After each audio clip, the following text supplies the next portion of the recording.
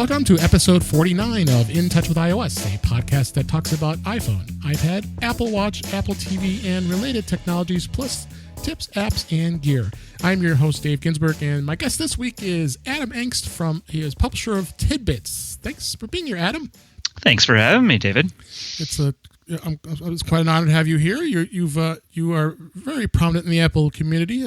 TidBITS has been around now, 30 years now? At least 200, yeah. 200, at least 200 years. So yeah, I think it'll be 29 years in April, so technically speaking. It has flown. It is just, I'm always boggled when I look back and go, oh my gosh, I've been doing this for 29 years. Yeah. So, it's I've been a longtime supporter of your site, and we've hooked up with each other here within the community for the last couple of years, and it's been waiting for a while to get you on the show. I'm so glad you got to be able to be here finally. Indeed. And we're going to talk about lots of fun stuff because both of us, as always, and anybody who comes on this show is very passionate about Apple and iOS, and that's what we talk about here. So today I got some news stories. We got about 4 or 5 stories we're going to talk about here a little bit, and then topics, of course. If you don't know, you probably already saw it in the notes here. I always ask my new guests what the kind of gear you have, so you could kind of tell me, and we'll see what we like as your iOS devices. And then a couple other topics that we'll be hitting on as well, and then some apps, and we'll wrap it up. So I think it's let's just dig right into the news of the day, or I guess for when we record this show. First thing that came out as a news story was iOS 12.1.3 came out, as well as Mac and WatchOS 5.1.3 and tvOS with some bug fixes. I went through and looked through a lot of the details. As normal, as you're laughing, Apple is not very detailed as far as what they're. It's features. It's bug fixes. We fix features. So yeah, in theory, there's stuff that's different, but wow, they're just not saying much. No. I mean, I think it was a new record with WatchOS where they managed to get the release dates down to 7 words. Yeah. Yeah, so it's realistically, most of what's in these updates is security fixes, right. And there's quite a few of them in each of the updates. Obviously, a lot of these security fixes are shared across Apple's operating systems because Apple's operating systems are all based on the same code. Exactly. But that was interesting. The one thing I will warn people about is obviously not these specific ones, but there's security update 2019-001 for Sierra and High Sierra on the Mac side. Right. And I'm getting some reports of problems installing on Sierra. So that is it is sort of the same code as what's in all these. We haven't heard any problems on the Mac, iOS, WatchOS, or tvOS sides, but for Sierra, I've gotten a couple of people having issues. Oh, there's still people using Sierra out there. It's there's probably still people using Snow Leopard, but well, if anybody doesn't know, you have a business network that you work with a lot of business folks, and sometimes they have to utilize older operating systems. Yep. So that's a good info to know. But it's going to get close to. I don't know if they're going to have some challenges soon. Things are going to start not working anymore. So let's hope they upgrade soon.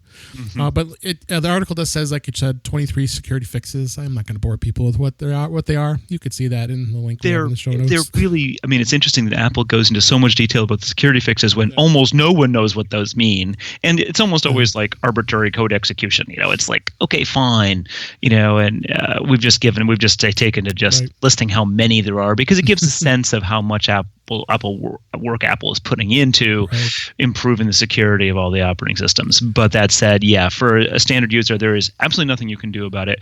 You don't care. All you know is it's more secure than it used to be. Yeah, exactly. And we'll ask you in a minute, but there is an update for HomePod, I just updated my 2 HomePods that could have caused the HomePod to restart, which I did not experience, as well as Siri stopped listening. She still listens, trust me. So have any issues in there? And like you said, in WatchOS, it was just 7 little blurbs. Very simple. The update actually went quicker than I expected. And then tvOS, we always get bored with the tvOS, because there really isn't much to update there either. I mean, come on. There wasn't anything hardly new in tvOS 12.0 and all the updates. Come on. It's been literally the smallest of tweaks. Yeah. So, and that link to the article on TidBITS, of course, is on the show notes. So take a look at that for any more details you're looking at. Next story was I found interesting was the search engine DuckDuckGo is integrating with Apple Maps. That was that again, linking out to TidBITS. Our friend Josh Centers, who was just on the show a couple weeks ago, he wrote this story about the search engine DuckDuckGo is now using the MapKit JS framework for its mapping data. I've found that to be very interesting. What did you think on this? Yeah, I mean, on the one hand, I love that DuckDuckGo exists, and I'm glad to see them using Apple technology. But as we did have to mention, DuckDuckGo is 0.18% percent of the global search market. So, it's which still is a lot of people. Don't get me wrong. I don't know. I think it's 30 million people or something like that. But it's so small of a share, and I don't know. I mean, I say I like DuckDuckGo. I like the idea of DuckDuckGo. I don't use it because the results aren't as good.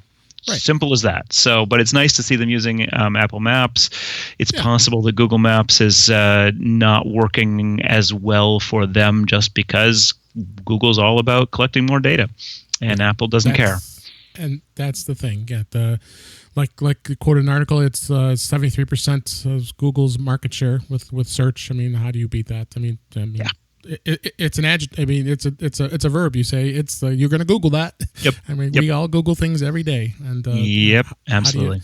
How do you resist it? But like you said, it looks good that at least Apple is accepting some of the other folks that are out there who are trying to tap into that market. So, other article that caught my eye was Apple Pay. I was kind of pleased to see this. Apple Pay will now soon be working at Target, Taco Bell, and more locations. Now it's going to be covering almost 74% of top U.S. merchants. This was in 9to5 Mac.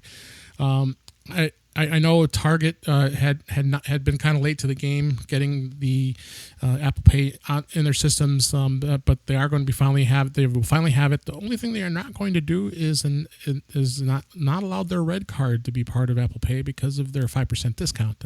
That's the reason they gave, but I think it's more so maybe they don't want to put it in there. But it also mentions Taco Bell. I mean, Jack in the Box, Speedway, and other big retailers going to use it. So it continues to increase. I mean, how much do you use? I use Apple Pay all the time. Do you? I don't use it a ton, but that's actually because I live in a small town where not all that many retailers accept it. There you go. So I can use it at a couple of grocery stores we go to fairly regularly. Sure. And that's about it. It was also interesting that I talked about this on another show. I forgot the name of the company that was working with CVS. I mean, they were trying to be the competitor to Apple Pay. Oh, the Currency. Currency, that was it. Yeah. And of course, Walmart still is in holdout and probably still will be. Interesting to see that CVS kind of gave in, and how Apple Pay is gladly accepted at your CVS pharmacy. So I think Apple will continue to just excel in this market.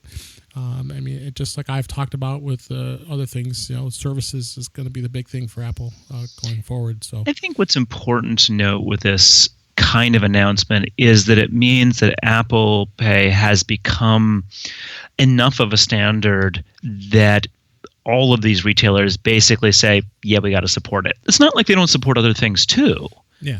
That Google Pay, and there's probably a few others. I haven't actually paid any attention at all to that market. But there are others that are accepted, and it's the same terminals. It's just they have to sign up with Apple. They have to do this. Right. And what that says is there's enough demand that they feel it's worth it. And so, that's what's important, because if Apple Pay was just kind of an also-ran, sort of like the Apple TV, for instance, then no one would be bothering to support it. And so, once we've hit that kind of critical mass, then everyone's going to eventually, because it will just be not worth not doing it. Right, right. I mean, the thing that I was actually struck by, my in-laws went to Europe, I went to England last summer, and we had been actually to London in the early summer, and we're just blown away by how great it was to be able to pay for all of the transport for London, so London Tube and other transit things, with Apple Pay from your iPhone. It was just absolutely fabulous. That's awesome. And and Apple Pay was taken in a lot of other places as well. And so we encouraged them to do that, and they're in their early 70s, and you could tell they weren't really quite on board. Like they were going to believe us. They were going to do it because we were pushing a little hard. And then when they came back, particularly Tanya's mother's like, it was fabulous. It was so much better. Like, yes, you believe us now. Now you see. And again, it's not, Apple Pay, yes, wonderful. But it's like just in general, not dealing with changing money when you travel, not dealing with credit cards that are or are not taken, that kind of stuff. It just gets so much easier. And so these kinds of payment technologies really are the future. And just the fact they're more secure and easier to use simultaneously is the reason why they're going to exist. And you hit it right on there about making it easier. In most cases it's easy, but some of us like to go through the drive-through and go through a particular restaurant and try to pay with Apple Pay, especially with your watch when you're reaching out with your arm, and then they're moving that terminal out to the out close to you, and you're like, oh, is it going to work? And then especially if you have Face ID, you better put the passcode in. So I think they're still looking at some different ways. I think I heard Chick-fil-A is, and I haven't seen it yet.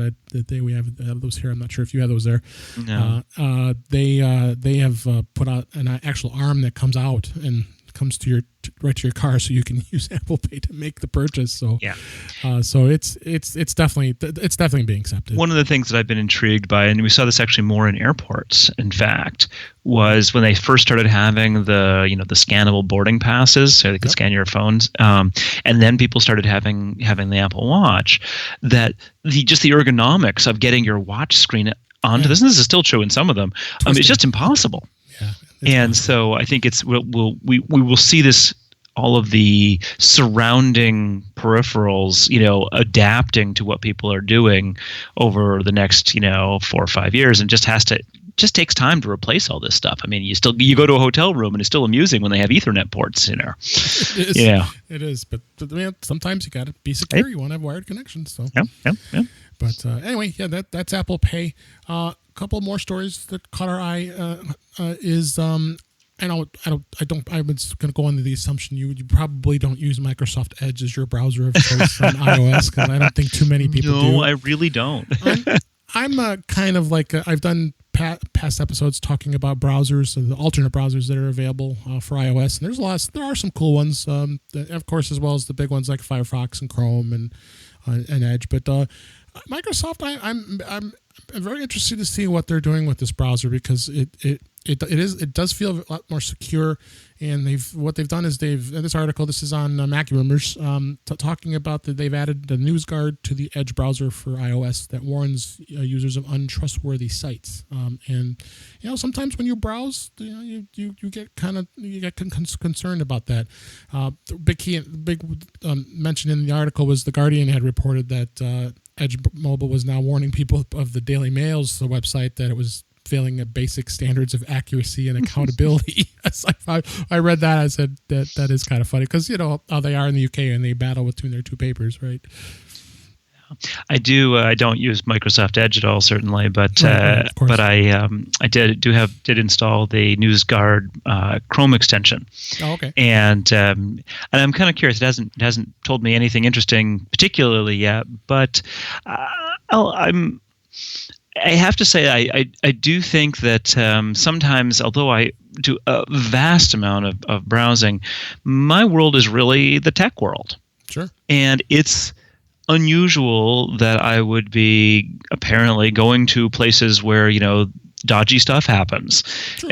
Partly because I hear about people having trouble with malware and stuff like that, but I'm on my computer all day, every day, Right. and I've never gotten these kinds of malware things or dodgy sites where you really got to worry about things going on. So I have a feeling I live in a sort of a weird bubble because of focusing so much of my usage into the Apple space. Sure. So that's about, we can say much about the Edge browser.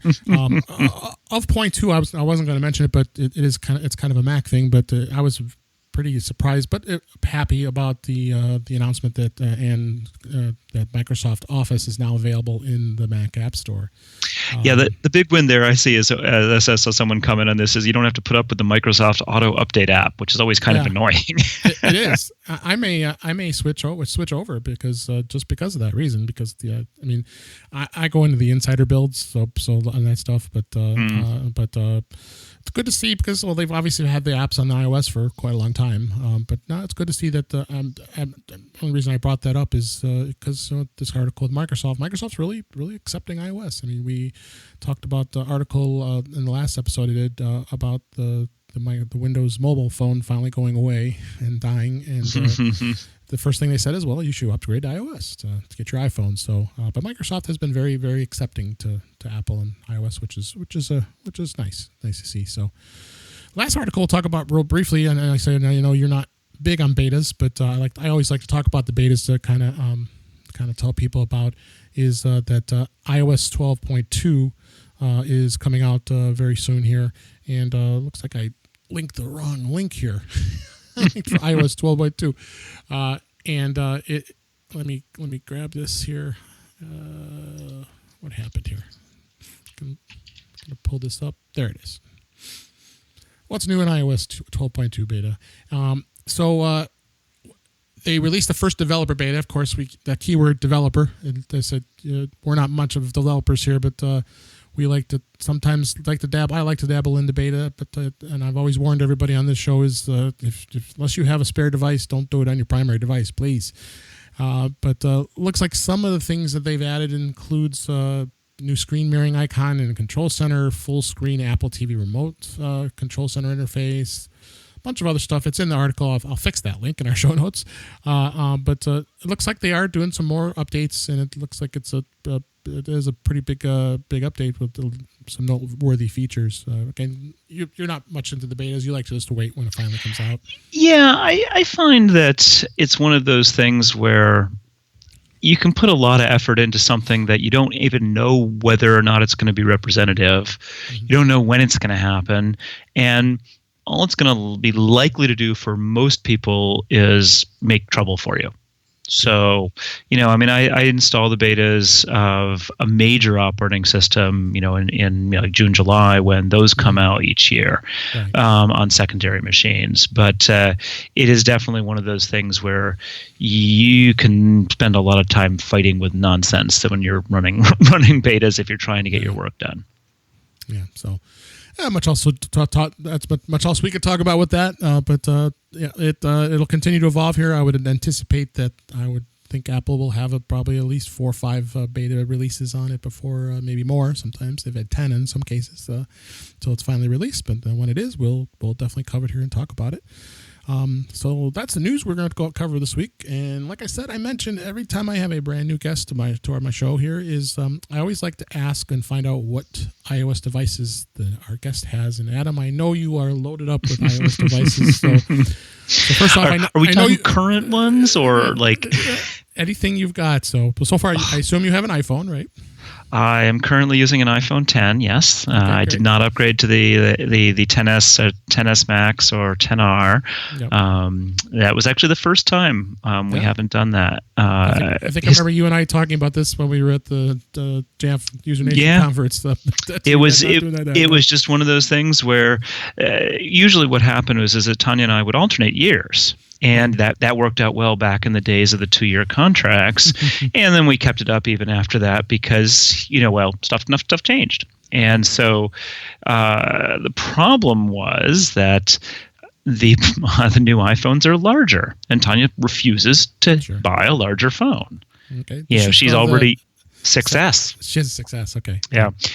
She took pity on our son Tristan and allowed him to take my 7 when I upgraded. So she didn't. Normally it was kind of a hand me down. He got the worst one, but there was he had the 6 and the battery was dying horribly on that, and so we gave him the 7, and then we got the battery replaced on the 6, got the battery replaced on our 6S. I think there's something, just to segue briefly here, I think there's something dodgy about the batteries that got replaced in those 6S, like in the 6 and 6S, because Tanya's having troubles with it shutting down again, with it shutting down again, and the battery's less than a year old. Since they replaced it, right? And since they replaced it, and same thing. One of her cousins had a similar problem, and it doesn't make sense to me that a less than year old battery should have these kinds of issues. So I wonder if they were not 100%.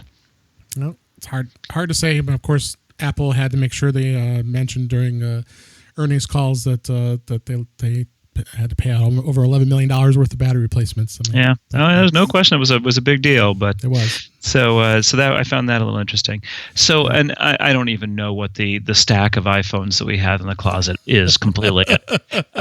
We don't get rid of iPhones Just because you need them for testing. You know. And at some point, actually, you need them for testing for a year or so. And then at the point when they're not useful for testing, they're usually broken or, just have no value whatsoever. I can imagine how many Macs you have the same way. Yeah, actually, many fewer Macs, in fact, because they last longer. That is true. So, I'm running on a 2014 27-inch iMac right now, and great machine. Bought it, right after the Retina iMacs came out, and so, it's now a 5-year-old machine. I was kind of thinking about that recently, going, maybe I'm due for a new one, and my laptop's a 2012 MacBook Air. So I do have a lot of old Macs, but many fewer. Okay, so let's see. So that's on iPhone. And I know you have an iPad because I've seen it firsthand. On the 10.5-inch iPad Pro, and I do like that at conferences. Don't actually do very much on it most of the time. I have. Okay. At various times, I have tried to get my work done on it, and I can, but just nowhere near as effectively as a 27-inch iMac with a 27-inch Thunderbolt display sitting next to it. Sure.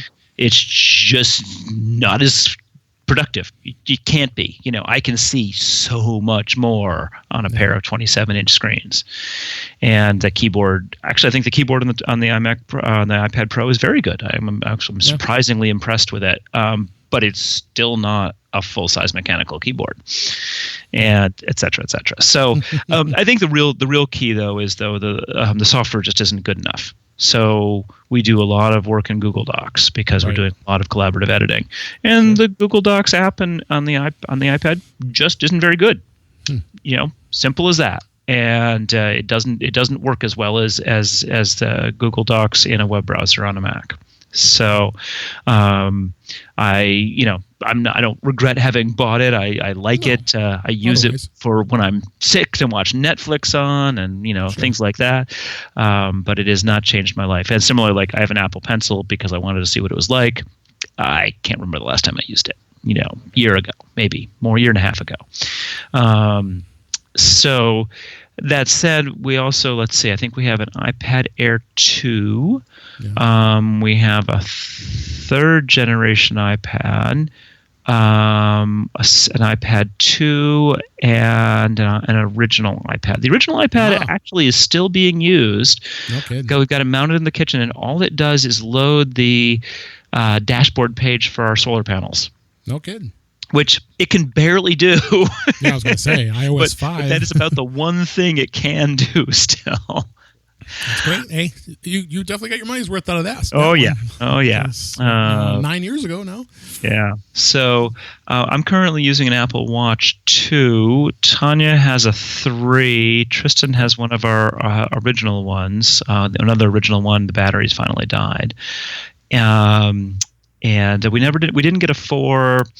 Nope. The features, impressive as they are simply not compelling for us. We don't worry about heart issues. We don't worry about the kinds of falls that it would help for. I mean, we fall all the time because we're trail runners. Right. But we don't want it calling emergency services. That would be terrible. And we're like, I fell. Get off. Stop annoying me. And but as at some point when the Apple Watch 2 or 3 dies, I'm sure we'll upgrade to whatever. As I do like the Apple Watch, even though I mostly use it for just the basic built-in stuff, messages and all the various stuff you can put on the utility screen. Apple TV 4, but not a 4K. No 4K. Point in the 4K whatsoever. Don't have 4K TV. We don't have a 4K TV, yes, and we don't actually really watch that. I mean, we watch Netflix and Amazon Prime, but we don't really watch movies, and I don't even think most of the TV we watch would be available in 4K. So there's been no incentive in there. We have both. We have 2 HomePods. We got one originally, and then I discovered that I think it was United actually. You could turn in frequent flyer miles for a HomePod, and I'm like, well, that's a good deal because frequent flyer tickets never work out for me. So this was never use them. So yeah, precisely. That was a good deal. I will say I'm actually having a truly inexplicable problem with my HomePods right now. Okay. Cannot turn on personal requests on either one of them. Interesting. When I go to that screen in the Home app, the Home app, I have to say, terrible app. Horrible app. Because you go into the HomeKit. Very confusing app. But I go in there, I go to the settings for the HomePod. I tap the enable personal requests, and it takes me to a blank screen. I have no idea. And then one of the 2 HomePods, I cannot all the settings. I tap the green the green on off toggle, and it goes off and comes back on, off and on. I mean, I can't change it. And on neither of them can I change the voice. So there's something going on here, and I haven't signed out of iCloud yet, which is just because that's a royal pain. Oh, yeah. That's kind of my next troubleshooting thing. But I've restarted the HomePods, I've unpaired them, I've repaired them, I've restarted the phone, all those things, and I mean I'm currently, I've currently had gotten no luck on anything changing it on these at all. Interesting. And you ran the update we just talked about. I actually don't know if I can, honestly. It's a lot of things aren't working when I try to do it. So I mean, I haven't. I don't think it was actually letting me. Now that I think about it, so as I've been fighting with the last couple of days in particular because I'm just annoyed that it won't let me enable personal requests. I mean, they were enabled, right? Of course they were enabled. And then at some point I asked it to do something, and the HomePod says, sorry, you've got to enable personal requests. I'm like, what do you mean? There, and I go and look, and oh, right, they're turned off. Why would they be turned off? And so yeah, who knows? Maybe I'll get to call Apple support. That's always amusing. Come on, not that bad. Did you actually pair them together? Or do you have I have not. I haven't. I paired them briefly when we first got it to sort of prove that it could be done and to sort of know what it was like. But they're meant for other separate rooms. So gotcha. Yeah. For me, I'm sure everybody knows, but I could tell you again as well. My first one, I had gift cards. The wife gave me, was generous enough, for she's a teacher, so she was generous and gave me all her gift cards she got from Christmas. So I went and bought it. So it cost me $80 for the first one. So you do give apples to the teacher still? Sorry, I do. We do. Yeah. In gift cards. And then over this past Christmas holiday, the prices were just dropping down dramatically. So I picked one at Target. Ironically, I think they were. Excuse me, they were selling it for $249. So if you combine the two, I paid 2 for 1. Yeah. For what I paid for. So I'm happy. I do have them in my office, so I did pair them. One thing I will tell you, and it's not iOS related, but I still don't know why it isn't the case. Is you cannot play paired speakers from your Mac. So if you go and try to look for the paired speakers as a sound source, it says left or right, or however you have them named. So interesting. So for some reason they don't have that option. Yeah, if I'm looking in my sound right now, and I have it labeled as right and left, and that's all you see, not pair. Everything else perfect. I mean, if you want to your iPhone, iPad, whatever you want to do, it'll play it, no problem. Of course, and it plays when you ask her to play things for you. So.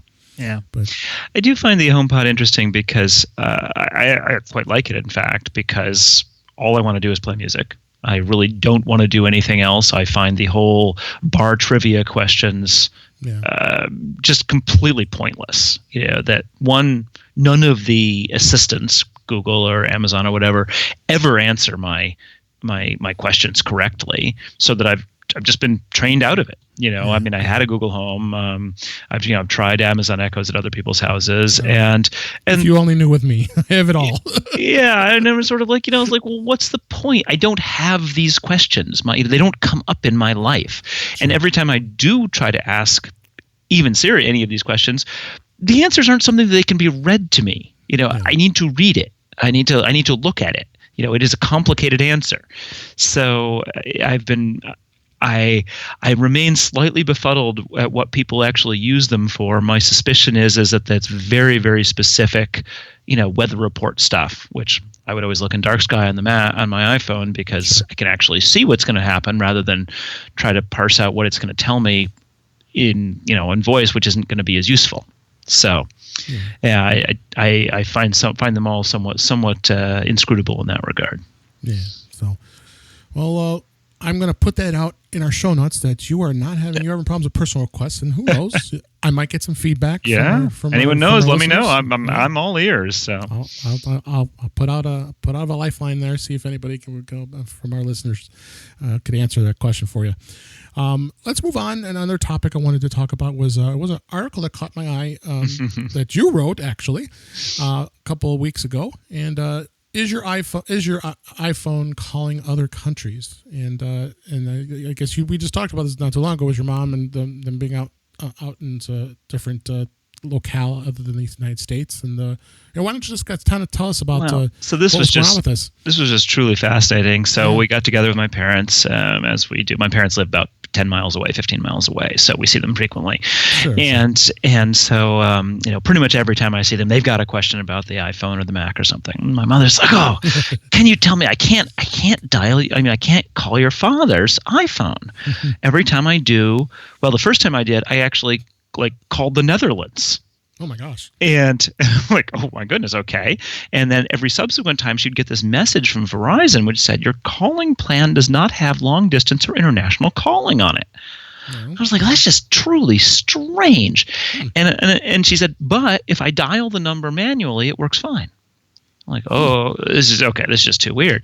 And so I'm poking around, and I notice that whenever I see a phone number, like in the phone app or the contacts app, it's not formatted right.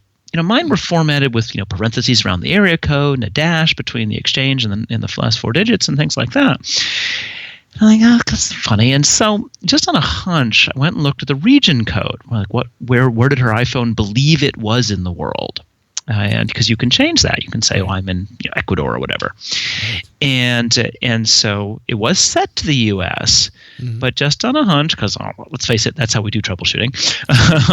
I changed it to Uruguay or whatever, whatever the next option was, and then back, and suddenly all the formatting came back properly on all the numbers, and tapping the favorites for anyone who she was having troubles with started working again. So it was just really strange. And what it seemed that this, sort of the region information within iOS had gotten corrupted internally, because it was set correctly. Right. And when it got corrupted, it started interpreting different portions of the phone number as country codes. So, my number is 607. Actually, all of our numbers, because 607 is the local area code. And so Mom was she was showing me that one of the calls that we had made to my phone when we were testing, was showing up in the call history as having gone to someone in Malaysia, because Malaysia is +60. And I'm just looking this up. I didn't of Netherlands. I wonder if that's 16. Nope, 31. Okay. Huh. I wonder how the Netherlands got into the 31 for her. But it was one of those things where it was I thought, oh, this is too weird of a problem. No one's ever going to have this, but I'm going to write it up just in case. I've already gotten 2 comments from other people on the article saying that they had seen something very similar. And, TidBITS is fairly well read, but it's not like, we're not Macworld or, the New York Times or something. So the fact that I got 2 comments that quickly from readers says to me that this is actually probably a little more common than I had thought. You got a lot of comments actually. Look at your post here. So. Yeah. So is that one of those things where, you just get the word out, and sometimes people are like, "Oh, I've seen that," So that's what we wanted to do is just kind of tell us about this, because this is kind of a tip. If this something like this happens on your phone, if you for some reason are getting this issue, change the region to another country and then change it back. And we talk about this sort of, those of us who do support, and I talk with a lot of Apple consultants for various reasons, and it's like a lot of the old problems have gone away. Like, we don't rebuild desktops anymore. We don't zap the PRAM hardly at all. But boy, the things we do have to fix nowadays are just freaky. Yeah. I mean, especially iOS. I mean, you just start finding how crazy. Yeah, and you can't do very much. So you're limited to a lot of restarting and that kind of stuff. So this was actually unusual. I mean, because Mom had actually done that. She'd restarted the phone, figuring, maybe that'll fix it. Nope, that didn't fix it. So yeah. So, but anyway, let's move on. Our other topic I kind of caught out my eye and wanted to talk about was the 10 must-have apps for your new Apple Watch. Well, maybe it's new, maybe it's old, but I thought. Let's kind of run through some of these apps. I don't know. You mentioned before the show you don't have probably any of these apps on your watch, but nope. Looks like I don't have a single one. Okay. So this whole must-have concept, I'm not quite so sure of that. But well, first thing you probably don't, and I actually don't do this either. So here's one I don't have is the auto sleep, and then all the sleep apps that are out there to monitor your sleep. First off, I don't wear my watch on my wrist when I'm sleeping. I put it that would on my charger prevent me from sleeping. Yeah, because it'll probably be buzzing me all the time here. But one of the first apps that they list is Auto Sleep, and it even says it in the article. It says it's missing from the Apple Watch is automatic sleep tracking. I don't know if I necessarily want to monitor my sleep tracking, but for $2.99, maybe I might check it out, see what it does. I figure that, for most people, if you're asleep, that's good, right? What more tracking do you need? It's not like if you're not asleep, you're not asleep, and you can presumably, hopefully, do something about it. I mean, the answer from sleep experts is if you're having trouble, being asleep, you should go and read a paper book, not a phone or something like that, for 20 minutes, and then you should go back to sleep. That's. Yeah. There is a science behind this, and using tracking stuff, I don't know how that plays in a useful way at all. Yeah. No, and how I go to sleep when I mean, I keep technology. I've got a clock radio stand that does Qi charging of my phone, so my phone stands upright, so I get to see it and touch it. Of course, it has to be on my bedside. That's just me.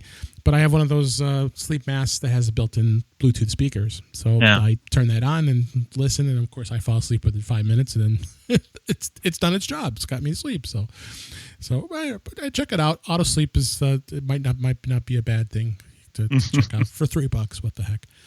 This next app, I think I don't know if you use it on your iPhone. Carrot Weather is one of the best weather apps out there. I think it's a little pricey, but for what it does, it is really a robust app. Have you used that before? I have not. Josh Centers said I pretty much stick with Dark Sky. My experience. Think Dark Sky's on here too. We'll talk in a minute. Yeah, Dark Sky does. I'm a runner, and so I'm outside a lot, and I care fairly deeply about hyper-local weather and hourly stuff. So, I mean, I don't need my app to be snarky. I don't really care that it's snarky. It doesn't bother me, but I more care about it telling me the right weather, and Dark Sky does that well. So, I don't actually look at it on the watch either, because it's just one of those things where the phone's with me too, and I don't see any need to use a screen I can barely read. So yeah, check that out. Carrot Weather is like $4.99, and it's got in-app purchases for subscriptions and such. It's got the iOS app is awesome. I mean, I really like it, and it's one of the better weather apps out there. Everybody probably knows this app because it's been around forever. Shazam. Shazam was probably one of the first apps I probably ever installed on my iPhone when I first got it. And of course, Apple not too long ago purchased Shazam, so it's part of their portfolio. Unless you've lived under a rock, if you don't know what Shazam does, is it does let you listen to music and tells you what the name of the song and the artist is. But now they've got it on the Apple Watch. Now you don't even have to pull out your phone. You can now do a listen with identifying music just by tapping, listening, and it's free, which is I'm still amazed that Apple hasn't monetized this yet. Well, what they've basically done, in my understanding, is built into Siri. And that's why I don't really use Shazam, is that you can usually use Siri to do exactly the same thing. So I haven't tried it on the watch again because usually just not easier to do it, not easier on the watch, but it certainly Siri does do that on the phone. So yeah. Other app mentioned is PCalc. And that's been one of the greatest calculator apps out there, like forever. And they have a PCalc Lite version for the watch. I don't know if you want to be typing your little finger buttons to try to calculate something. I'm just having watch, flashbacks to high school. Yeah. Keep in mind, for me, high school was, like watch. 1980. And I had one of those little calculator watches, with the tiny little rubber buttons. Yeah. And you couldn't wear it in math class. So, yeah, that's not. But James Thompson does great stuff, and PCalc's a good app. So PCalc's a great app, and it does cost $10. But if you want to add just a simple calculator to your wrist, they have the light version of this, and that's free. And I will admit, actually, one of the reasons why I again don't use this is that Siri is actually a really better way to do calculations. Yeah. You just say, Siri, what is 3 + 5 + 9 divided by 17.5? Yeah. And poof, you get the answer. And it's just so much easier than tapping it out. Now, this next app, you have to be a sports fan to really like this one, which I am. I'm not sure if you follow sports that closely, but the I do, but they never ever have Masters running, so I don't. They don't have real sports, the ones I actually participate in. Like running, okay. Yeah, right. Like cross country and track. And marathons, ultra marathons. The big four: football, baseball, hockey. Basketball. But if you are a sports fan, I have used this app before. It gives you some in-game action plays, and it gives the score updates, and it's right in your watch, which is pretty awesome. And that's free, which is great. Have you used Things? I've looked at Things over the years. I find that I just end up sticking with reminders. Again, used almost entirely via Siri to make reminders. I never actually look at them on the watch or much on the iPhone. It's more that I want the reminders app to alert me of something in the future. Yeah. So I invoke it via Siri, and I believe that Things, I don't know about the watch, but I believe that Things does have Siri integration on the phone, which is actually kind of cool. It is. And then people say, he wrote an article here, it seems crazy to pay $10 for a task manager app, but he seems to think it changed his life. So, I've tried Things. I mean, I think it's a great app. Didn't change your life? It didn't change my life. So, we do have to ask what his life was like before. Yeah. So I mean, there is that possibility that he actually completely forgot to get haircuts, buy flowers, and prepare for team meetings before this. So he'd show up at his team meeting with long hair and no flowers, and life just sucked. So, You gotta take this in context. Yeah. I mean, that's all pretty much could say about Things.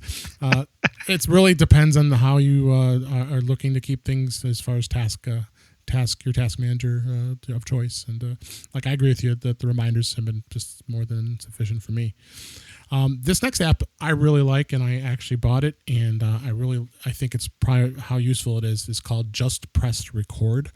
I don't know if you've gotten to this app or not, but no. It's I do have this app on my iPhone, and it's also available on the watch. And actually, when I presented at MacStock in 2018, I did do a presentation on this and showing how your Apple Watch can be some ways of doing things that you don't need your iPhone or your Mac for that matter. So being able to record something real quick, and I know voice memos is always there too, but this app's on the watch. I might have to take a look at this one. It's not often that I need to record things, and I do use voice memos very infrequently when I do that. Sure. But I do find voice memos a little funky, frankly, and I kind of like the idea that it'll transcribe the speech to text as well. Speech to text is another big thing. Yep, and that for $5, I mean, it's right for $5. There's times when it would just be worth it to just do that. Just to get some notes on print rather than having to listen through it. Exactly.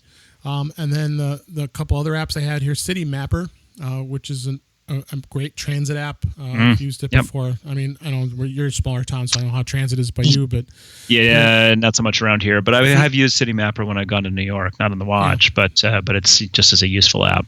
Yeah, Chicago, another big city where I live, is very helpful with this stuff. So on the Apple Watch, it even gives you you can glance it right on your wrist to where to go next. So, iHeartRadio, I've not been a huge fan of that service, but it's basically if you want to listen to your FM or AM radio on your phone or watch, great place to start. I don't think there's really much else I could say. They do have it's free, but of course they want you to pay for the premium service. So how much else you could say about that? And then the last one is a Night Sky. Have you used that on your iPhone before? I know of it, but I haven't used it. My problem is that my eyes are fairly bad, so stars just look like little white specks to me. Yeah. But Night Sky is if you ever looked up on what star or planet is up there, I've used it. It's pretty amazing how it knows. Yeah, but Big Dipper, Little Dipper. Can it identify the ones that are moving fast? When you're trying to what's that one? That's the unidentified ones. True, of course. It does give you a bit of a sky chart, so it is pretty cool. It is free, and it does have in-app purchases as well. So that was kind of the roundup of some Apple Watch apps that I thought this was a great article that we sourced. So take a look at that, and I think we have some good reviews of that stuff. So let's move on to our app picks, and you have picked Libby, and we've talked about Libby before. Libby's a great app, and if anybody doesn't know what Libby is, it's for the public library. We've talked about Overdrive. Overdrive is part of their system. We've got it here in Chicago. You've got it in New York. It's in New York, and it's a lot of great things as far as audiobooks. Most public libraries, yeah. Most libraries are jumping on this now. So go ahead and tell people a little bit about Libby. Yeah, so I mean, I feel that Libby is a perfectly functional book reading app, an audiobook app. I mean, it's one of those things where I almost don't want to praise it too much because it just works and I don't have to fight with it. And that should be the way things are.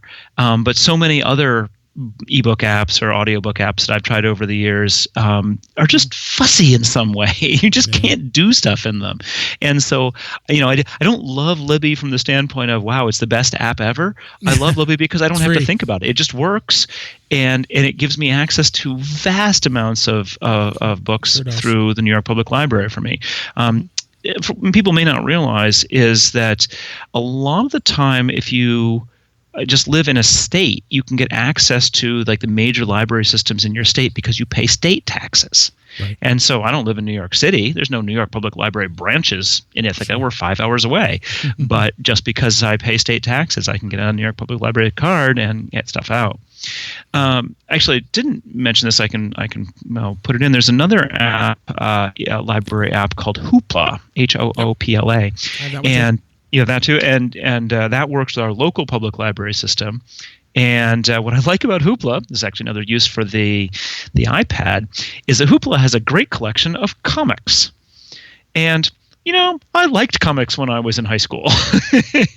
And it's a nice way to be able to read some comics without much as I hate to say it, without paying for them because I read way too quickly. And I'm just not going to buy that, not going to buy comics because it takes me 10 minutes to read one. So, it's just not worth it.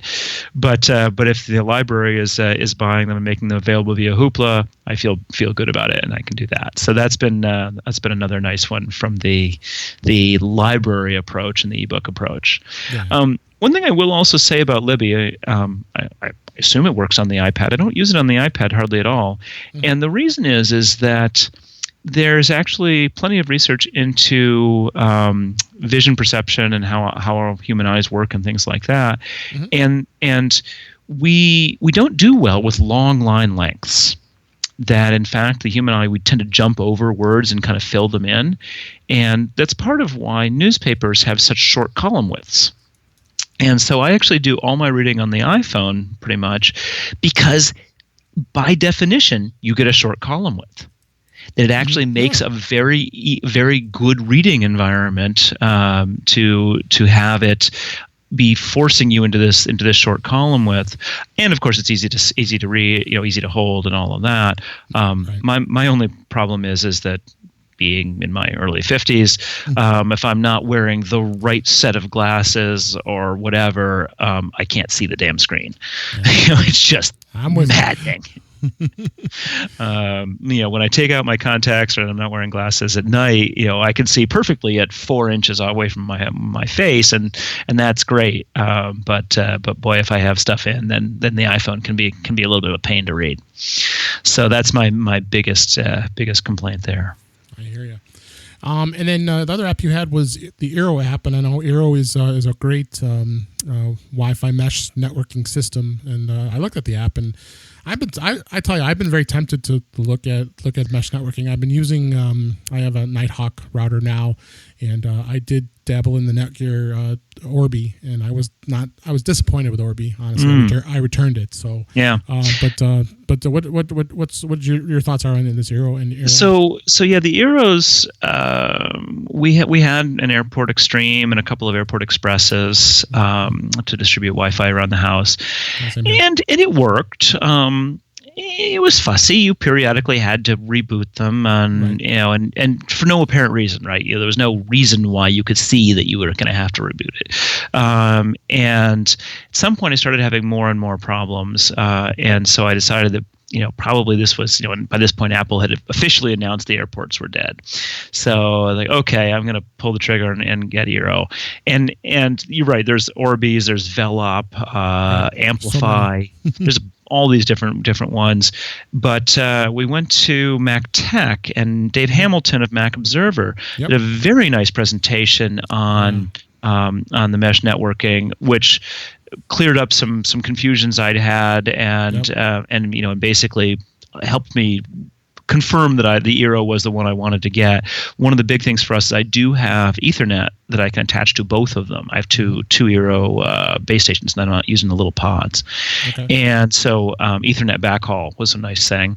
And, and I forget, was it Orbi? One of them, I think it was Orbi, had, like people either loved it or they had really weird problems. Mm-hmm. And I was like, maybe only 5% of the people have really weird problems. I don't want to be one of them. Right. So I've been very impressed with the Eero. The performance has been great. Turns out it didn't solve my problems, because the problems were, in fact, to a squirrel having chewed through my cable. That was unrelated. But the Eeros have performed brilliantly since then as well. And, coming from the Apple Airport utility, which, it worked, but it wasn't very good. No, it wasn't. And so the Eero app, you open it up, there's right at the top, it says, in green text, everything looks good. Okay, then I'm happy. Then there's a button that says, you've got 20 connected devices. It shows you the sort of the top 3 ones right below that. It shows me what my Eeros are. And then at the very bottom, it shows me the last speed test is done on my internet connection. So it told me I have 117 megabits down and 12 up, and I can do a speed test anytime I want, and it logs those, so I can actually just go in and see. Looks like for the most part it's been fine. Oh, it looks on January 21st it was a little lower. But I'm just impressed, and I like the fact that it tells me what's connected, and it lets me even name these things, because a lot of times these devices don't have useful names, and so or we've got several of them, like we've got 2 HomePods. Well, I might care which one I'm kicking off a network at some point. Right. So it's just a very well done app. I'm looking at the screenshots. It looks it's clean, it's clean, yeah. well designed, and it just works really well. It fits very well with sort of the Eero's physical design and, frankly, the ease of setup. It made a lot of sense. The other app that I mentioned is sort of in the same boat. Actually, it's an app that enables hardware to do something. The wireless tag app. These things are little sensors that I have a temperature one in the freezers, actually two in each of the fridge freezer. We have an outside freezer, and then one in the garage. And all they do is talk to they have a little hub thing that they talk to. It's totally proprietary. Doesn't work with HomeKit. I've talked to the company about that, and they say, yeah, it's just too much trouble. Apple's going to charge way too much money for this. But these things are brilliant because I have a lot of stuff in that outside freezer. If that freezer is going to die, I want to know as soon as possible, because I can get a new freezer pretty quickly if I have to, and I can put blankets on and all that. But I could lose $1,000 worth of food if the freezer dies and I don't know about it in time. So yeah, so all it does, we wrote about it in TidBITS a little while back. You can go look up the article there, and but it's the same thing where the tags are just these tiny little square plastic things, and then you use this app, and the app. It's in some ways, the opposite of the Eero app. It's sort of old style looking, and it has a bazillion options. So, like I go and monitor one of these things, and there's, I can set the temperature. I can decide whether this thing controls the thermostat. I can set the range at which it alerts me. I can have it alert me in 8 different ways. So it really feels like a full-on geek wrote this app. Yeah, it looks like it. It really did. They didn't have a design. I didn't have a fancy designer. That's okay, because this app has so many features. It's just wonderful. I'm gonna check that out because they look very similar to the Tile. Tile with those. It's along the lines of it's very similar physical instantiation, and they have ones that do motion sensing and water sensing. Because I forget what they put this in the article. We had some friends, parents of a friend of mine once in Seattle. They were going on vacation, so they started the dishwasher and drove to the airport and went to Israel for 2 weeks. And the dishwasher blew a hose, probably before they got to the airport, and water ran into their house for 2 weeks. The house settled on its foundations. The floors were destroyed. Most of the furniture was destroyed. It was just, and they got a huge water bill from the city. I mean, it was horrible in every way. And, one of these little water sensors, just think about how much grief this could save you if you could see if this little sensor goes off and alerts your iPhone and says, hey, I've just been touched by water, and that there should be no water there. So I have a friend who has a sump pump in his basement, because there's it's the drainage issues, and he's got one of these things, and just sits next to the sump pump. If the sump pump fails and the water gets high, he'll know about it. Yeah. So I think these things are brilliant, and the app is it may not be the slickest looking thing, but it's got every imaginable feature, and it can alert you via text and notification and email and Twitter and all this kind of stuff. Awesome. So that's awesome. I've linked to the wireless tag app and to your article in the show notes. So that you did that late last year. Yeah. But it's still topical, so we'll take a look at that. And you've got me. You might have me sold on this.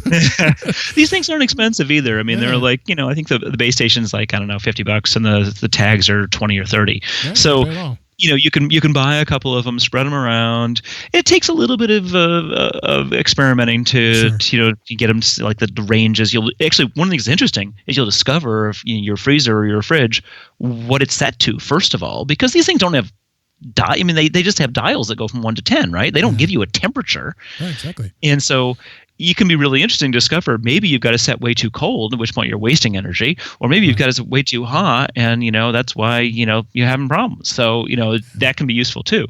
But the last thing I'll say is the one thing you do need to pay attention to is that the batteries do wear out. Yeah, And Kyle does that too. Yeah, so just order yourself. I think there are 2032 batteries, the CR 2032s. At least they can replace them. Yeah. Yeah, so you just order buy the whole new thing. Yep, order a pack, and just every time it'll alert you. It'll say battery's low, or I've lost touch with it, and then you just go replace the battery, and it's fine again for another year or 6 months or 9 months, whatever. Nice. We're gonna definitely check that out, everybody. It's those some great apps and picks. I really appreciate that. Let me give me my one pick. I can't even come close to what you talked about, but that's okay. You do this every week. I get to store them up. So no, this is great. Yeah, the next time you come on, you'll have some more. I have one app that kind of caught my eye. It's called Courts Brief, and it's kind of what they call it is it's news in a whole new way. And basically, what it is, it's an app that puts the global. They're saying the entire global economy in your pocket. Ongoing conversations about news, sort of like texting. So I loaded the app, and it's like, what is this? It looks like I'm getting text messages, and you respond to things, so it kind of knows what you're looking for, and it just basically what it is. It learns more about what you're interested in a news item, and you could tell it, do you like this, you don't like this. The funniest one was there's a Trump mute. You can mute it for 7 days where you don't have any news about Trump. so it is very cool. And then they also let you dabble in the AR a little bit, and if you want to experience the news that way, you can take a picture of an interesting object that's in the news. It may be a 3D model or something like that. I said, this is really unique. I just downloaded it today, and I just discovered it. So I wanted to bring everybody's attention. So actually no, that you can only take a 24-hour break from Trump. But you can presumably hit it again. It's like it's a snooze button, right? So you just keep hitting the snooze button. Yeah, it says Trump snooze. So this sounds great, and I'll be interested to check it out. Just because it sounds like they've done an interesting, a new take on how to present this information. Yeah. But what I want the news app that's only going to tell me about news that has been news for at least 2 weeks.